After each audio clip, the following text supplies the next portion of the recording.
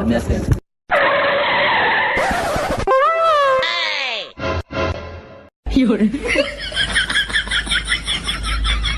কিরে তুই আমার আইফোন নিয়ে তোর দেশ, তুই আমার আইফোন চিন্তাই করবি? এক্স্যাক্টলি ভাই, আমার কত ছাড়েন আমি বলি শোনেন, এই যে আপনি আইফোনটা কিনছেন একটা শখের জিনিস, শখের জিনিস। তো এইভাবে আমি যেভাবে আপনার কাছ থেকে ফোনটা কেড়ে নিয়ে দৌড় দিছি, তো আপনি তো মনে করেন রাস্তার মাঝে ফোনে কথা বলতেছেন, তো এইভাবে আপনার কাছ থেকে ফোন কেড়ে নিয়ে মানুষ চিন্তাই করে নিয়ে যেতে পারে। তো আমি ভাবলাম আমি আপনাকে আমি আসলে আমি বিষয়টা সচেতন,